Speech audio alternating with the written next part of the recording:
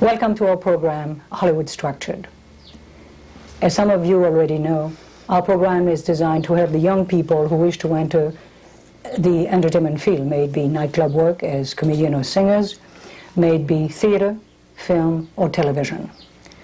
It is also designed to help the parents and the educators of those young people, to make them understand their wants, their needs, and the traps or the pitfall that they may fall into unless thoroughly acquainted with the inner workings of Hollywood.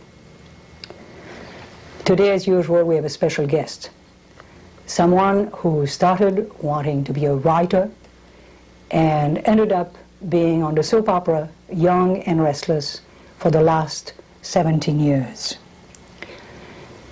She is known to millions of viewers as the great Catherine Chancellor Sterling, someone whom, unfortunately, I kept prisoner for 6 months on Young and Restless. I apologize for that. In life, however, Ginny and I are good friends. Hello, Ginny. Hello, Liliane. Before Ginny shares with us her expertise and her experiences, I would like to talk to you today about a very simple trap that some of you may fall into very easily. Thinking, for example, that everything in the industry or whatever endeavor you choose to pursue is luck. And so you think, why prepare? You know, if I'm lucky, I'll get it. If I'm not lucky, I won't get it. So why work for it? The second thought is, opportunity will never be given to me because I am poor, I haven't had the right education, I don't have the right connection, or I am handicapped. So why even try? Well, let me give you a very simple analogy. I have in my hand here a little coin, all right? And this little coin, which everybody has been known to flip from time to time, has two sides, head or tail. Now, for the sake of my argument today, I will call one side preparation, I will call the other side opportunity. However, there is a third side, isn't there? Very thin side, which I will call luck. It has been said that luck only happens when preparation means opportunity. Let's say that you're prepared and you are given an opportunity and you do a good job. The people who think that everything is luck will say, ah, you were just lucky. However, the people in the industry will say, I wasn't luck. The person was prepared. He or she was prepared. Now let's say that the person who is not prepared and is given an opportunity and fail at the job will say, ah, I was unlucky, it didn't work. What that person will not hear is the person in the industry saying, that person was not prepared. We don't want him or her ever again. Since all of our guests in the past segments have talked about preparation, let's ask an expert, Jean Cooper, what she thinks preparation means to her and what being prepared means to her. Jeannie, help for everybody around. Well, listening to your explanation of preparation, opportunity, and luck, I don't believe in, the only thing that I believe luck is the lottery. 1 out of 20 million that wind up with whatever your state is prepared that lottery ticket for. That's luck. The other, in preparation, where it meets opportunity, is a structured program that you have been building to all your life. The opportunity presents itself, you are prepared, and it becomes a very fortunate situation, or an unfortunate situation. So that is where Liliane and I would disagree about the word luck. We disagree about a lot of things, but 97% of the times we agree. So I would like to take the word luck out of your vocabulary. Totally. Yeah, well, of course. Well, that's one teacher against another. I mean, master and then your master student. So I think if we take a lot of words out of our vocabulary, it doesn't give us false hopes for anything. Pardon me. To be prepared, that is education. The opportunity that you get is your awareness, your involvement of just living, of observing, of wanting and having a burning desire. Now, if you want that burning desire, you will get all of the information you can about what you want to do. I don't care if you want to be a nuclear physicist. That's a new word. You like that word? I'm going to use that word. I've really confused them in the scientific world. What's a physicist? I don't know. It's a new department. But you must acquaint yourself with the vernacular of the theaters, film, whatever you want. You must be educated. You must get preparation. You must have that education. The day of just the roaming, stupid, uninformed actor, which a lot of people say we have many of, and we do, and little by little they're falling by the wayside, of which Lillian explained, that they just simply weren't prepared. They didn't know how to deal with success. They didn't know how to deal with co-workers. They didn't know camera from birds flying in the air. And all of these, an actor is a very instrumental, programmed thing that sends all of these vibrations out to all of these people. And if they're not receiving a lot of vibrations, you're one of those unlucky people. And that is because of lack of preparation. Whether you get it in college, I think that's fine. If you're going to college, it's the greatest place in the world to be in a theater arts department. So you're acquainted with your craft. Get in your American Film Institute. You must inquire, what can I do to become what I want to be? If you're going to stand back and simply say, I want to be, you're going to be down here on the street corner saying, I want it to be, I want to be, I will always want to be, and 20 years later you'll say, why am I not? Don't be afraid to ask. Don't be afraid to be informed. That becomes your preparation, and the more prepared you are in the steps you take, that opportunity comes along, your chances of being selected are better than the person who is unprepared. You say, okay, well, fine, don't tell me that man with the shirt down to his navel is open and the biceps and pumping iron, what have you. The producers or the casting people may have not necessarily been looking for anyone too intelligent. They may have been looking for muscles and hair on the chest and the shirt to here and make you the good presentation. But he was prepared, he had the muscles. So you see, it works the other way too. So you can't down him or her for what they got. They were prepared in that department. And they're not going beyond pumping iron muscles. Some of them aren't, and they don't want to. You know, so you can't condemn them. That's what so many people do. You will not always be chosen. You will always not be prepared. You will not be preferred all the time. You're going to have a 97% rejection all the way. And if you're prepared, you will not take it personally.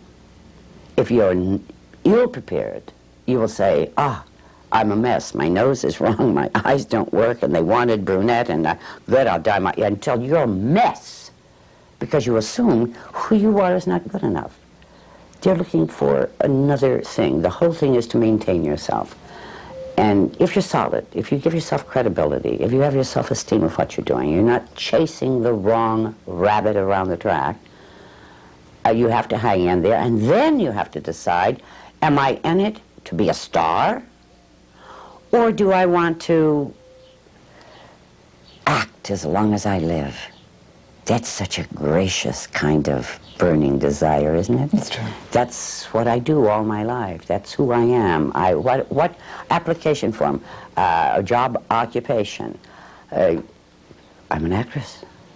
I make my living as an actress. I make my living as an actor.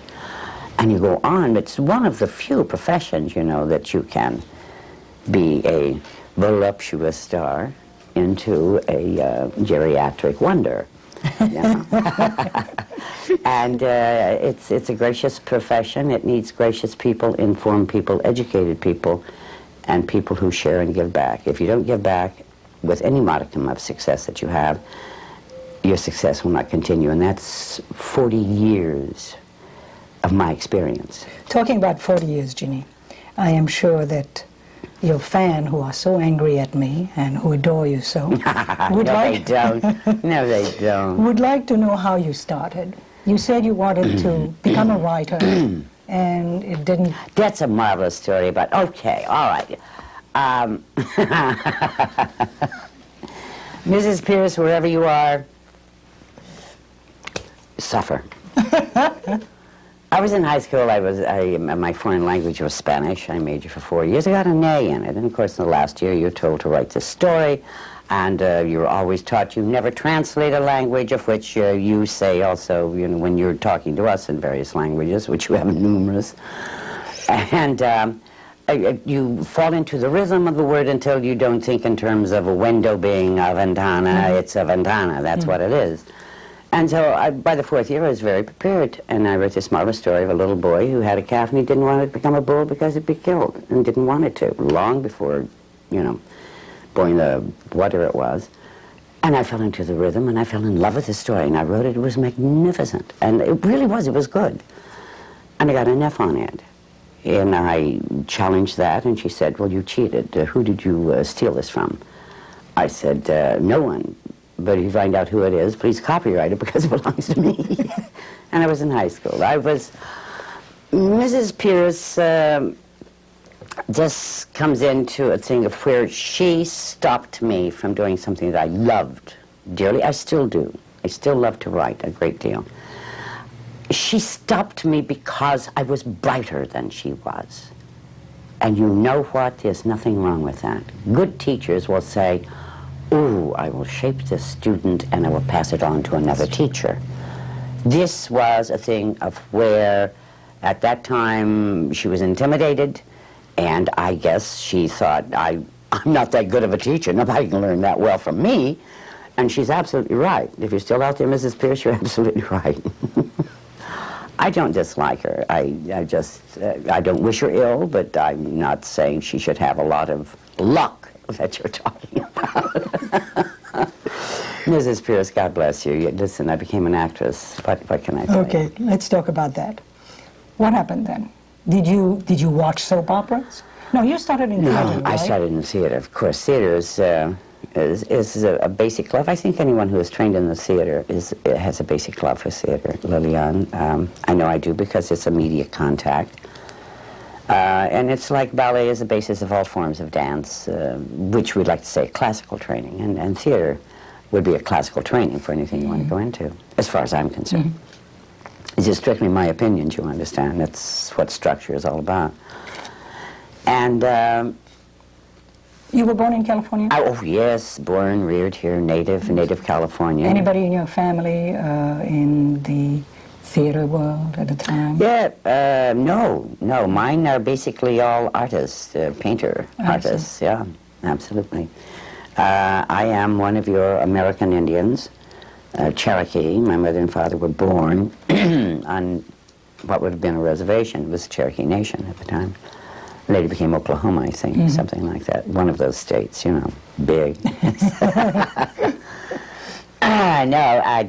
But there was artistic endeavors in our family. My father was quite political. He was a liberal rights activist way back when it was not really a word. It's been popularized today greatly. But all of the integrity of life, of endeavor, I think I got from there, and gave me this burning desire to put myself out there in the medium of where I could share a lot of things, if it's only through emotions, touching your emotion, or you touching my emotions that is explosive to other emotions, and you know, you get what we call artistic triumphs.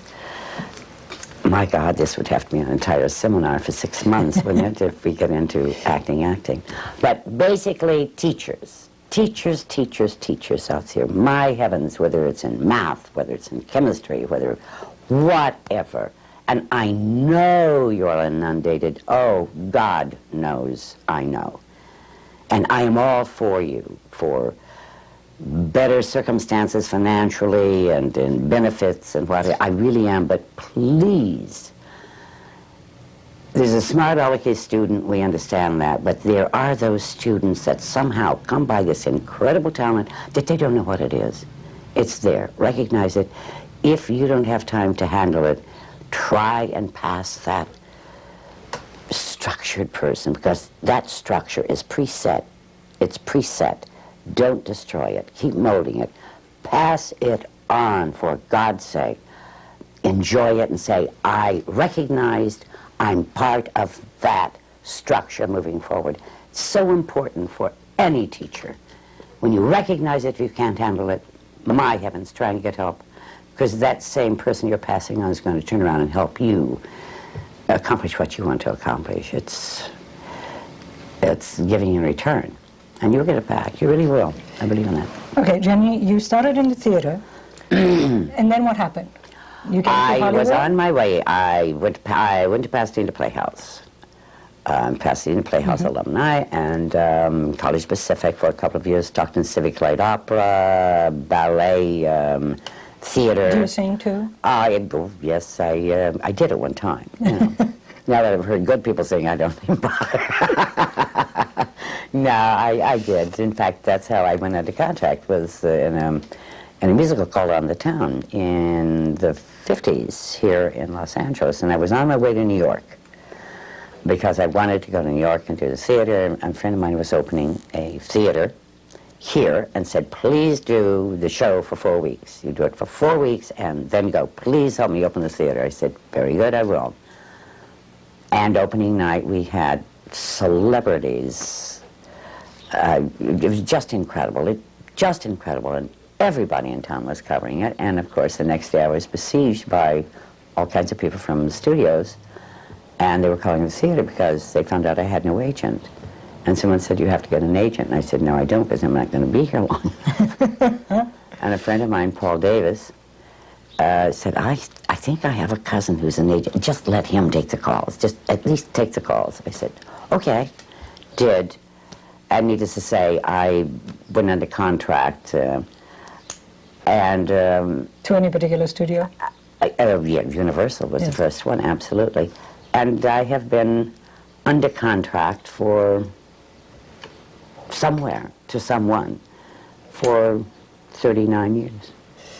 How old were you when you were placed on a contract at Universal? I think I was, what, 20, something like that. 20. Now, that was the time in which they still had the school that trained you. No, that was going out. That's the whole thing. It was? Oh, absolutely. And I had one marvelous lady, Sophie Rosenstein, who probably is one of the finest human beings I've ever met in my life, knew this industry backwards, and that's all part of those schools, to teach you the political science of this business. You know that, Lillian, talent you can have all over the place. And you know, if you do not learn the ground rules, a producer has a ground rule. You have your ground rules. You hope they blend. But when you look at ground rules, the science of any given thing, then you know what is expected. Now, if you disagree with what is expected, then you go to another playground. It may be in the same profession, but however, that is one of these things. That's the opportunity that you are making work in this You're talking about semester. discipline right now. Discipline, absolute discipline, of saying, no, it's not right for me, but however, an actor usually will say was it Dustin Hoffman said, today I'm a carrot. Have you never seen the carrot? Don't you like me as a carrot? I'm a carrot. I'm a real carrot. Where were we? Back to Discipline Studios, yes. School studios. They don't have those anymore, and that's a shame. Theater's beginning to come back in communities now, and I would say to anyone aspiring who can get any, I don't care, try out for school plays, try out for local anything. Just get your feet wet. Make sure that thing you're receiving makes you want to go on, to take the time to educate yourself. Community theaters are coming back. All of these things, if you want to be, you've got to ask. And you've also got to go where it's at. If you want to be in theater and you're in the middle of the Sahara Desert and there's just you and a camel and you want to act for one person, act to this dromedary, you know. It's not going to give you much pleasure, but probably a captive audience. But you've got to go where it's at. And when you go where it's at, you're in the struggle, whether it's politics, acting, medicine, whatever it may be. You must go where it affords you the chance to do it. And daytime, strangely enough, is the hardest, soap opera is the hardest medium. Do you want to talk about it? Ever done. Why did you switch from film? You had a very good career going for yourself in film and television into a soap. Or did you fall into it and like it? I fell into it and liked it. Katie Stevens, a dear friend of mine who had done a soap, said, "Jean, I don't think you're going to like this." They had offered me this part of Catherine Chancellor. And she said, "Because you like to do so many different things." And you just this one person. So, of course, I asked a very stupid thing when I finally got down to talking business. I said, "Do I have a chance to create this lady with a lot of latitude?" And they said, "Yes, of course." And the thing that captured me about it, in daytime.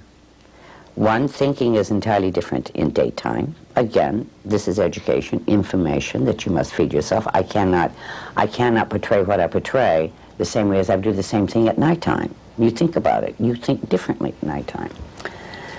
But also with this character, Lillian, and you know that because you have done it. Every day, you're living another day. That character lives another day. If you get older, that character's going to get older. I mean, you may selfishly hope you never do, but she does. You know, that's fantasy. Don't try that, folks. Be realistic about things.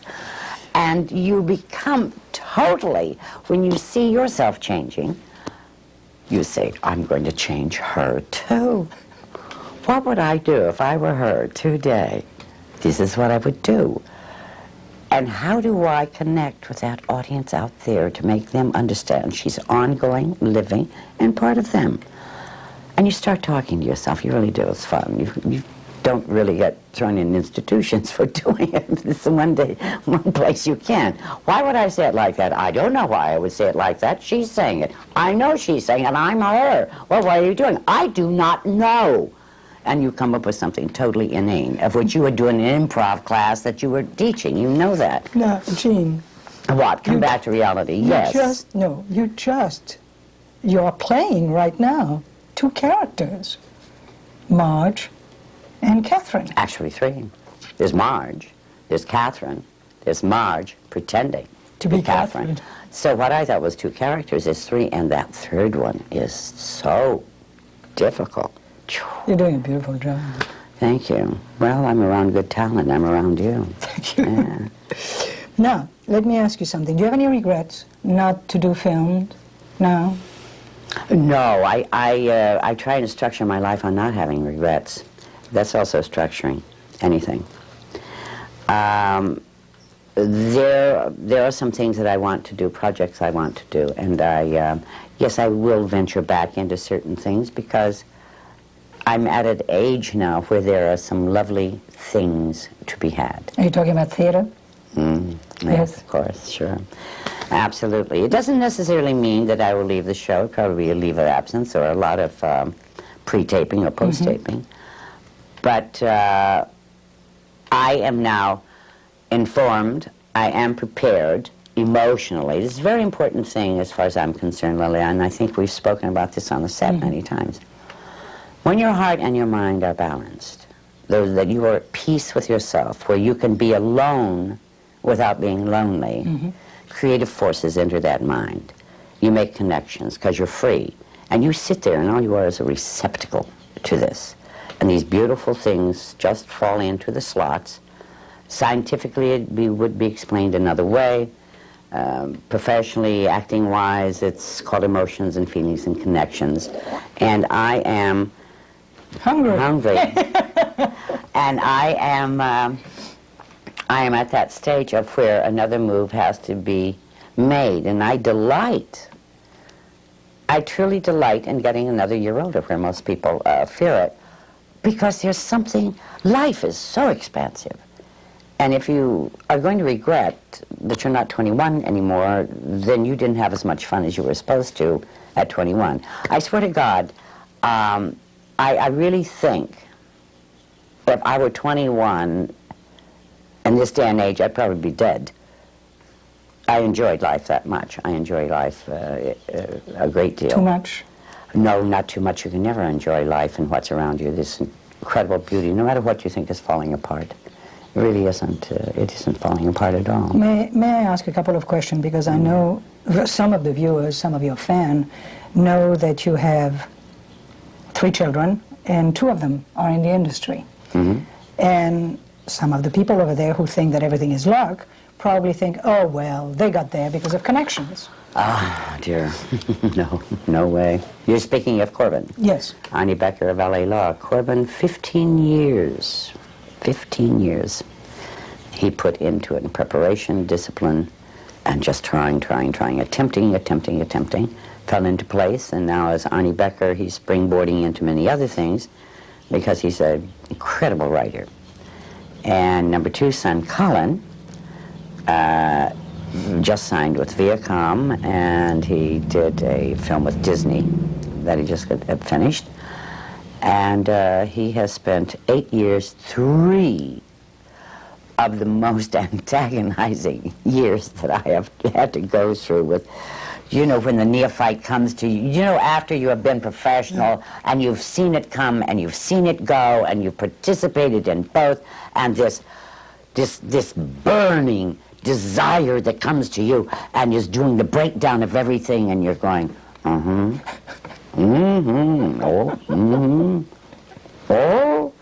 and it's you, and then you stop being so jaded, and you go back and you get that feeling of, it's like when you go away to college, you come home and your parents know absolutely nothing. I don't care if it was your professor, your father was your teacher. You didn't know anything, Dad. Is that divine?